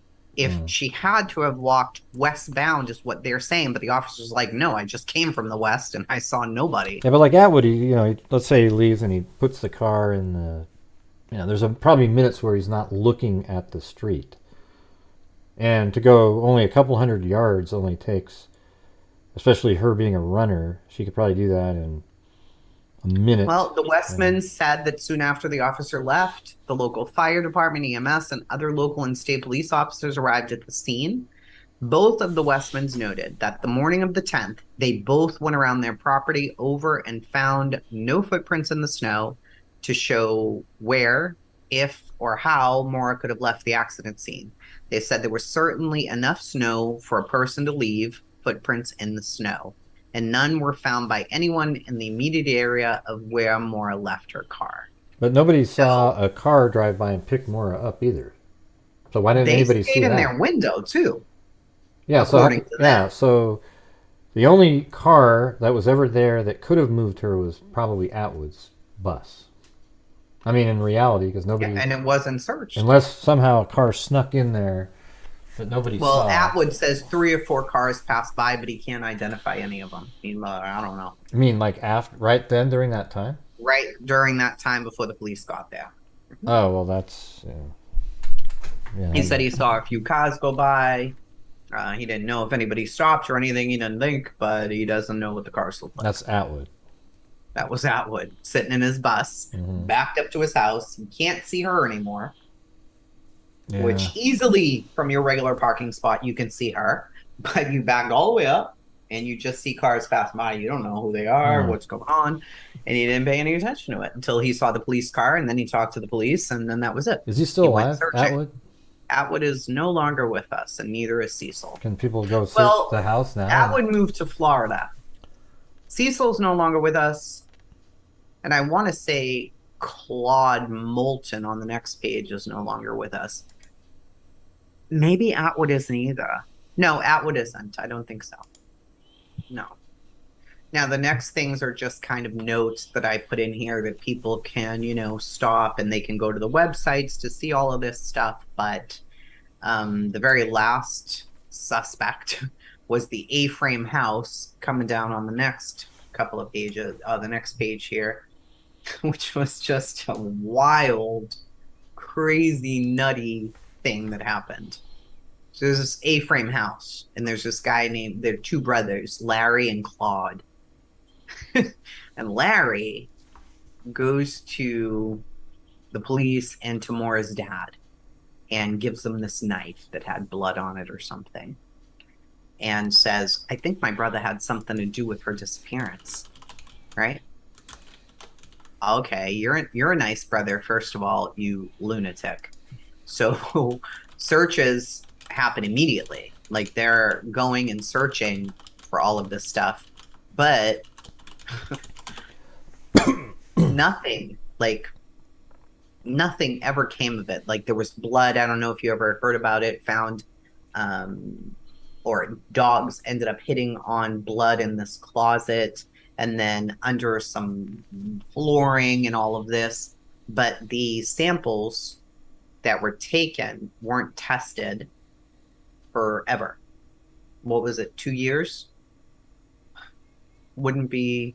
So the search wasn't for 36 hours after the crash.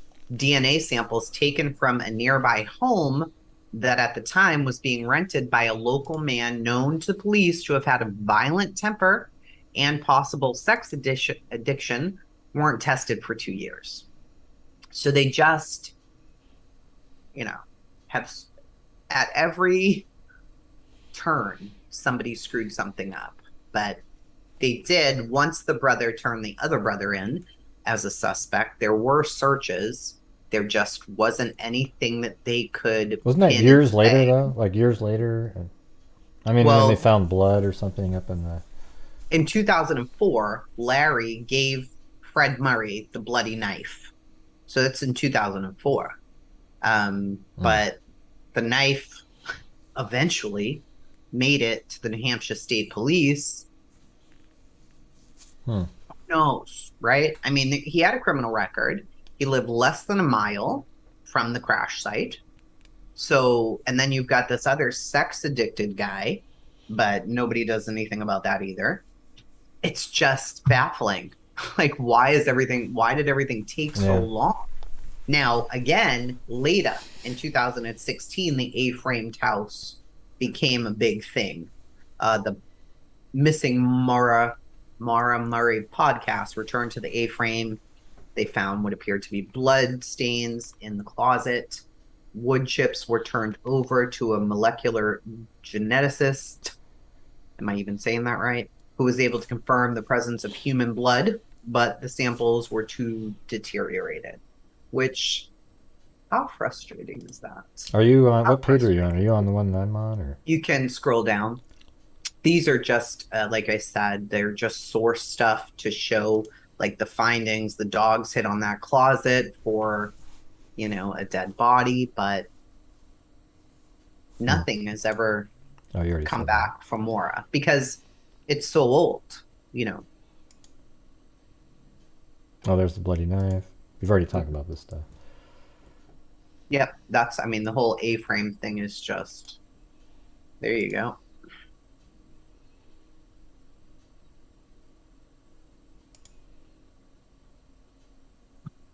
Yep, then the carpet samples were taken. The house was searched again in 2016. Nothing. Yeah, that was a big deal. I thought they checked the basement in this one here, the 2000. I was so hopeful. Yeah. And then more recently, they had that body found up in those mountains, but it wasn't hers or something. It was not. And then if this is a case that really catches your attention, which it should because it's wild, these are the resources, most of them, that I would go back to again and again. Kimmy P's channel as well. She does.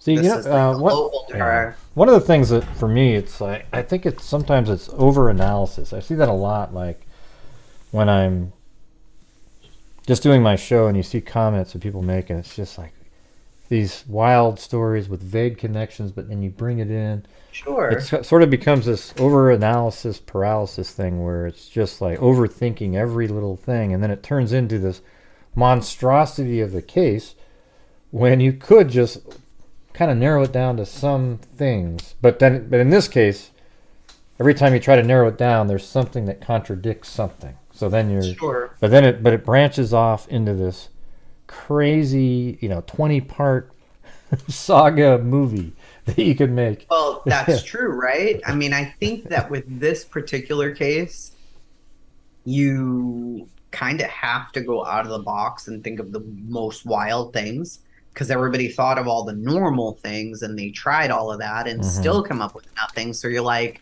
well, damn it. What if, there was a 7-legged monster and then he came down? I don't know. You had the neighbors all out searching the next morning, people looking around the woods. You had the father up there constantly. You had all of these resources, dogs, everything. Nothing. But they dropped the ball so many times, like on the DNA testing, on the things that they did have, or clues that they did have. Why wasn't the bus searched? Why weren't all of those homes searched? Every single one of them. I don't understand that at all. But then again, you're talking back then, and maybe you're not thinking about sex addiction and, you know, all these crazy people as much as you do today, because it's everywhere today, right? It seems like they just the kind of internet's pulled kinda up. just starting back then. It's like they just pulled up to the scene and thought, oh, she probably just, we'll find her in a little bit and run away, and she's out in the woods somewhere. You know, the one thing that the sister says about, well, she was going to file papers, but she was really bummed about the car accident with the dad. I remember that, like it was some. Sure. So then you get in this other cat accident. So that could have changed a lot of the elements. Like now we've got another event, and she seemed like she had these weird moments of like some kind of breakdowns. Like remember her boss said that? Yeah. Yeah. So and I think she really was just going to get away. You know, maybe she was just going to go get away for a while. And then she has another wreck, and she knows she was drinking, let's say. Wouldn't that just be almost a stressor to not put you over the edge of some kind? I mean, that's pretty. I don't know. Would it put her over the edge? It seemed like she had a really understanding family. You know, there's some families who are just like, oh my God, I definitely can't tell them. And then there are other families that are like going to go take money out of the ATM and be like, let's go car shopping. Mm-hmm. You know, that's me. You know, I'm more of that mother. And I feel like her parents were more like that. They're more like, let's sit down and have a conversation. What are you doing? But because she was such an overachiever, maybe in her own mind, it bothered her so much that she didn't want to tell them. You know, she had dropped out of West Point, but she was pursuing nursing, and that's something she felt like she'd be really good at. So that's something to be proud of. Maybe she didn't think that was going to work out for her either, and she felt like a failure. I don't know. It's possible, but I don't know. She could have just gotten lost and went into the woods and passed away. Well, remember the part where she was like freaking out, but what she was freaking out about wasn't really true or anything? Wasn't it something like there's something about the sister? Now I can't remember because it was a while ago. But. Oh, yes. Yeah. The sister and her sister who passed away later, people said that she was like freaking out, like my sister. And her sister who's doing the TikTok now Julie said something like, you know, I wonder what she was talking about, because my other sister said it was a totally normal conversation. There was no major issues. So, I mean, maybe she was having some kind of a break, you know, in her mind. She could have. She could have. Because there's some weird stuff going on there. Yeah. Yeah. I mean, was that article about why she went into the area no good? I don't know which article that is, Jude. I think it's more... I'm still going to go with the... Welcome, Stephanie. After the accident, she wandered off to get away because she didn't want to be caught. And they got stuck somewhere, but she made it quite a ways outside of the perimeter because she's in shape and kept moving, but got stranded somewhere, and they just haven't found her. I know that's not the interesting story, but well, after Kylie Rodney, I'm going to say your theory could be very spot on, because when police tell you that the entire lake, pond area, whatever, has been thoroughly searched. It's been thoroughly searched. They've used every tool they have. Everything's been searched. And another organization like Adventures with Purpose comes in, and they release a statement later saying, well, the police had told us this was thoroughly searched, but, you know, we still did it. And they find the body within 30 minutes. Everything now to me is questionable. Yeah. Because you know, now, because you wonder now. Yeah. Was there really no footprints? Did you look that well? Was there really no footprints? I really do wonder that. Were there really no footprints? Did you go back to that scene? Why did it take 3 days? Were you just relying on the neighbor's word?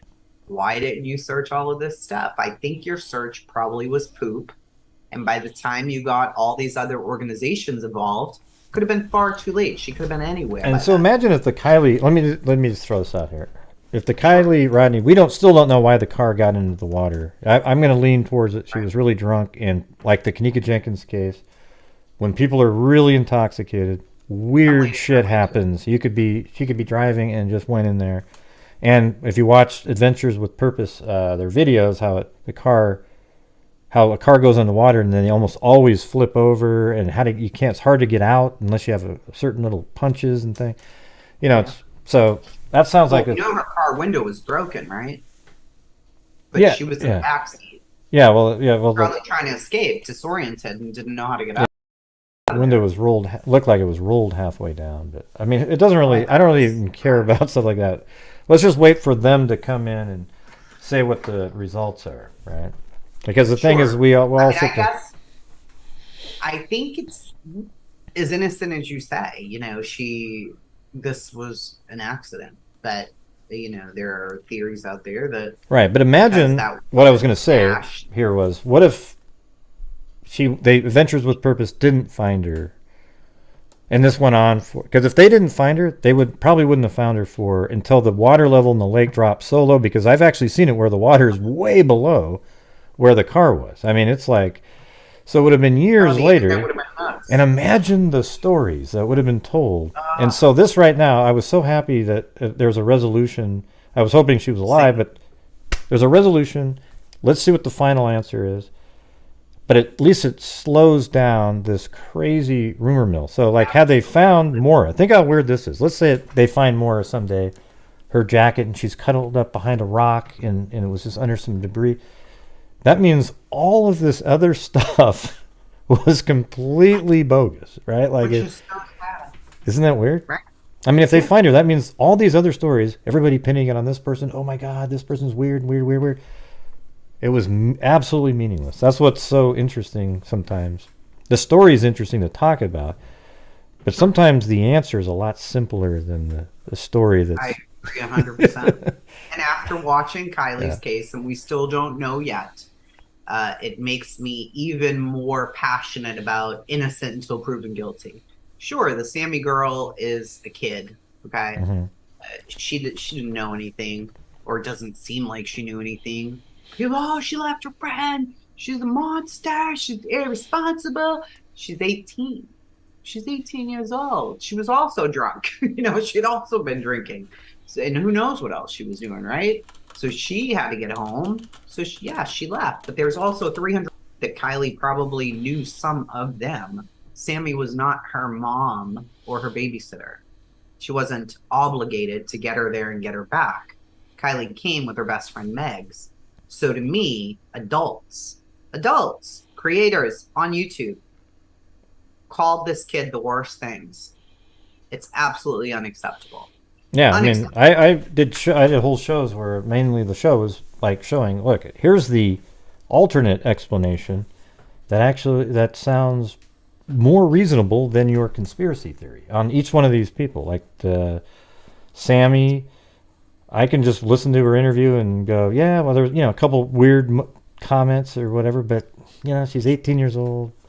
She's a kid. She seems like she's really pretty intelligent, and my daughter's 17. I'd kill her if she drove home. If Kylie was as drunk as they say, she wouldn't have to worry about them crashing, because I'd kill her if she drove home with somebody intoxicated. You know better. You don't do that. You leave. Your friend made a bad decision. Your friend's drinking. I'm sorry. But you belong to me. You're my kid. You find somebody sober and you get home. Not you wait or you just call me and I'll come pick you both up. But I think it's so unfair for them to have done what they've done to Sammy. I mean, she was called everything but a straight out murderer. Yeah. Now, the weird part is even though we're, that being said, I think the only nefarious angle here would be if something happened to Kylie, like she drank and overdosed, or something happened and she passed away, and the kids were like, "Oh my God!" and they panicked and they kind of just pushed her car into the water. Could happen. That's something that's possible, and then that'll allow everyone. See, I knew it. No, you're wrong. You guys all said it was like the Skylar Niece situation where. Oh, that was so awful. And so. But we'll see. I mean, we don't know right now how the car got in the water and the circumstances. But, yeah, I mean, exactly what you're saying is that this case makes you go, wow. It solves quickly by somebody else, but it wouldn't have been had they not been there, because they already cleared the area. And, it could have gone on for decades. And the stories were already getting crazy and wild. So insane. With different YouTube personalities. Heaven help me. It's so bad, the things you see happening and going on. I'm like, okay, gosh, this is terrible. I mean, I wouldn't want anybody left alone, intoxicated. Of course not. But you have to think of all of these kids as your own kid. Kylie as your own kid. In that situation, she definitely should have called her mom. Very similar to Kanika Jenkins in a way. Yeah, a really strange. I can't do this. I need you. Somebody really intoxicated, and the friends didn't. I don't really blame Kanika's friends as much as maybe in this case, because these people were supposed to get a ride. Kanika's friends just went back in the room for a couple seconds while she was sitting, or a minute or so, and she's sitting in the hall, and then she stands up and gets on the elevator and goes all the way down. So. It wasn't like they were totally neglectful. They actually were helping her out and then went back in to get their phones or whatever.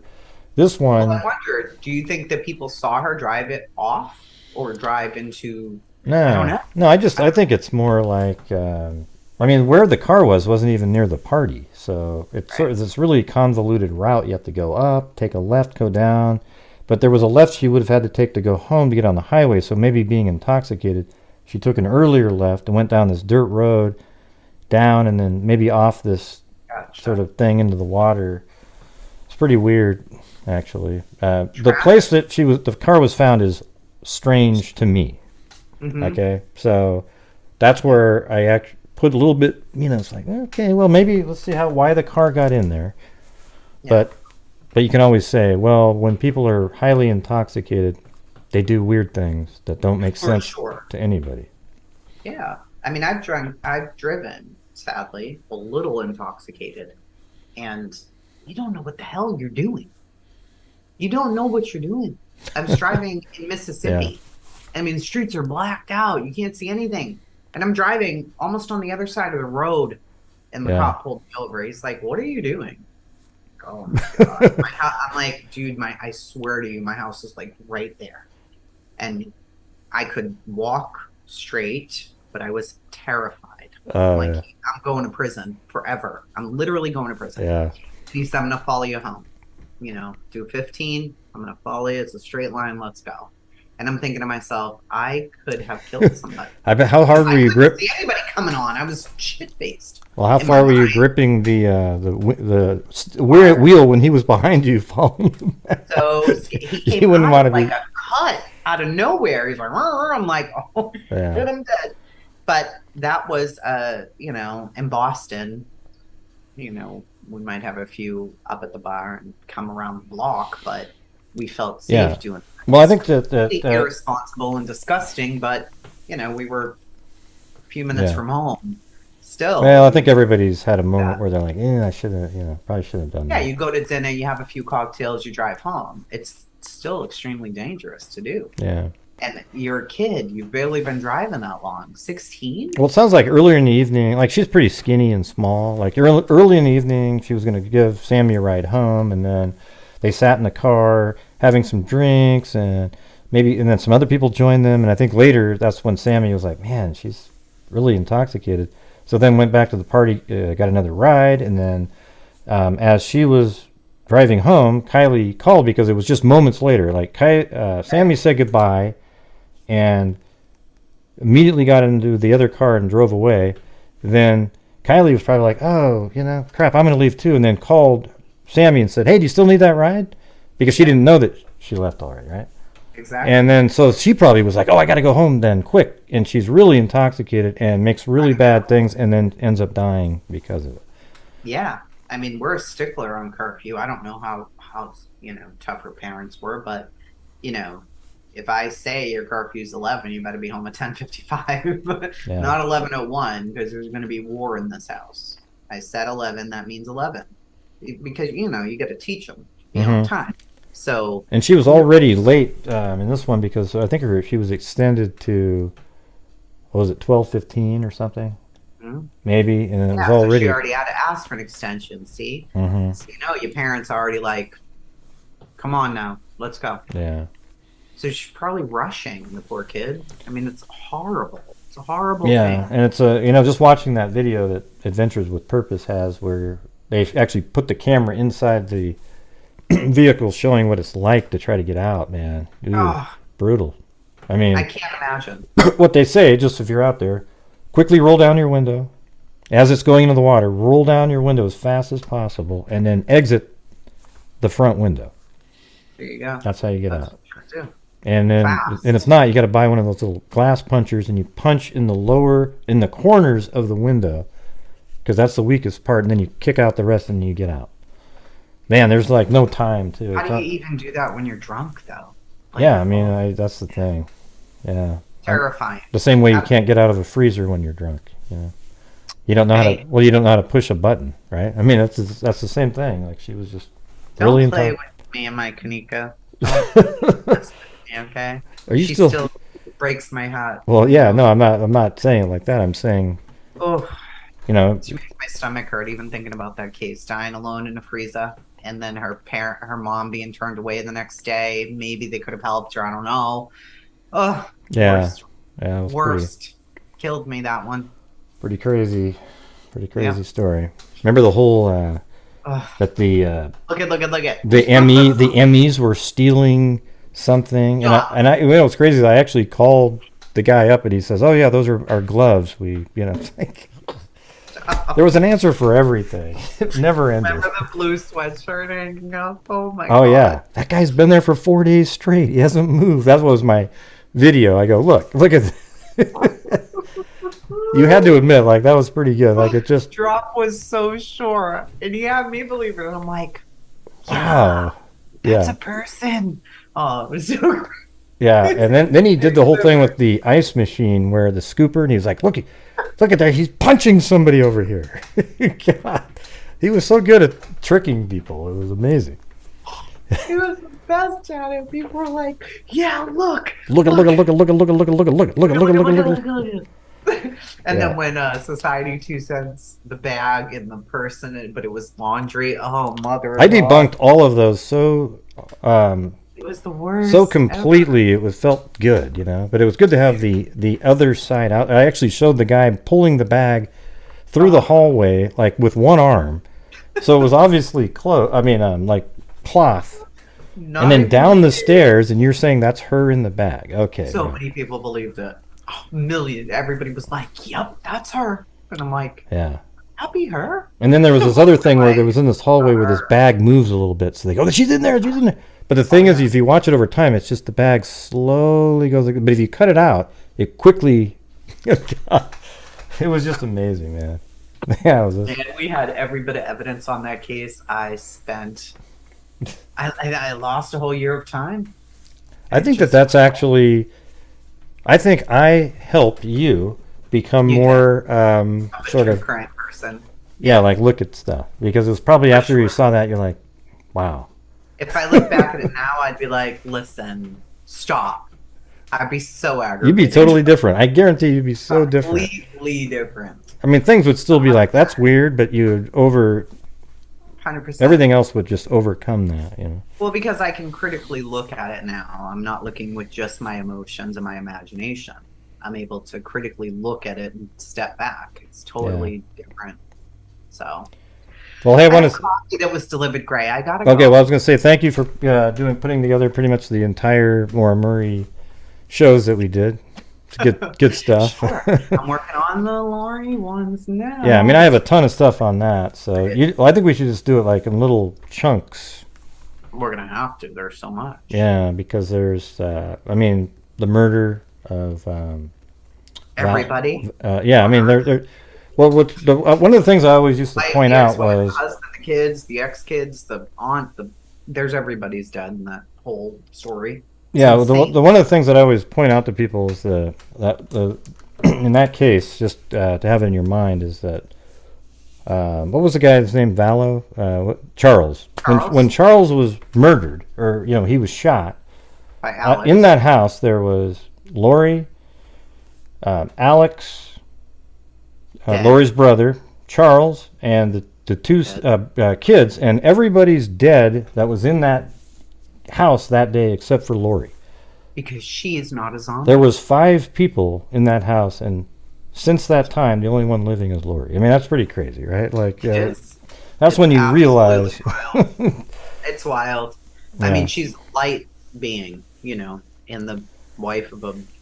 Yeah, and keep in mind, a zombie in her world it's a spirit that can take over a normal person in a moment of weakness, and it can come in, like if you're sick or something, come in and take over.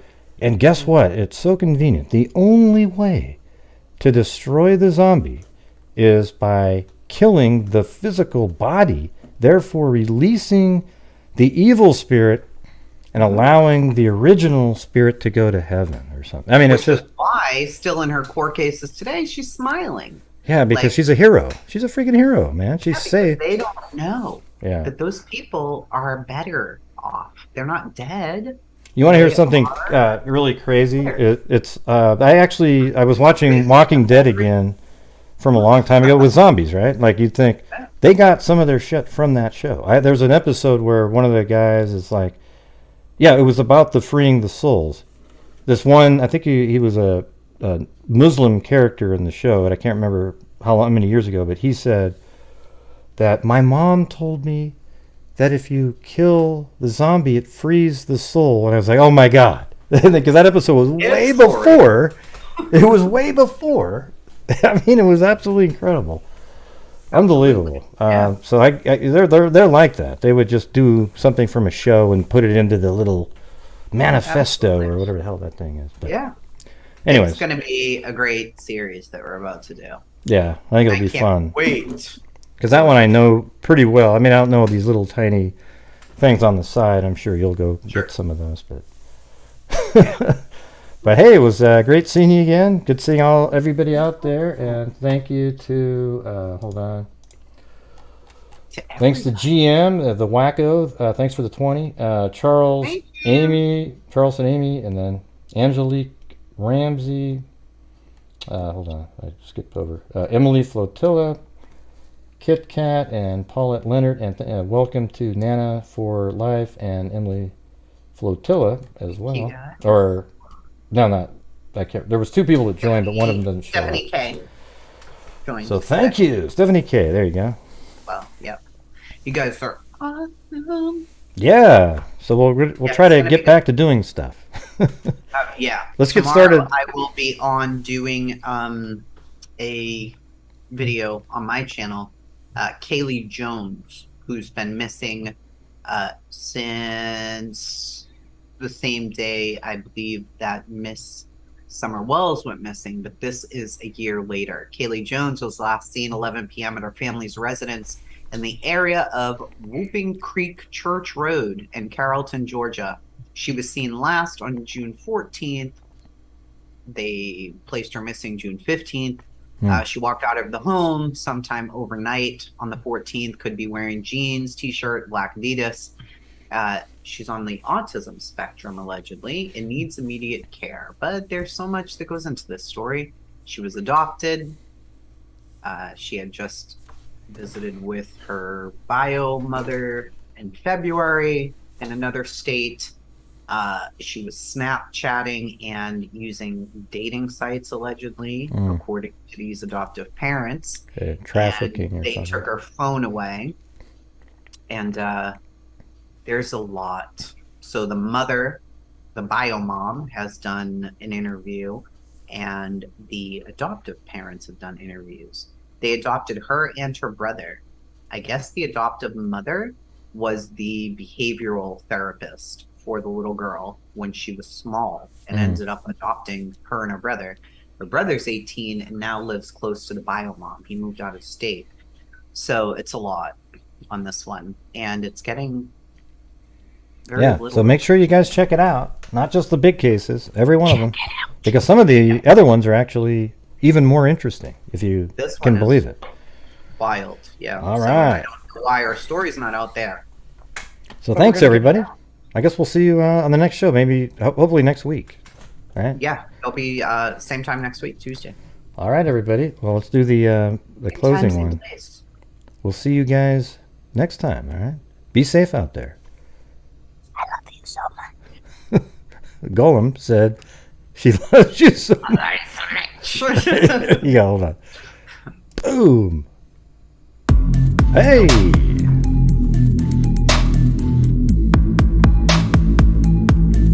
Boom, boom. The greatest intro in the history of all intros.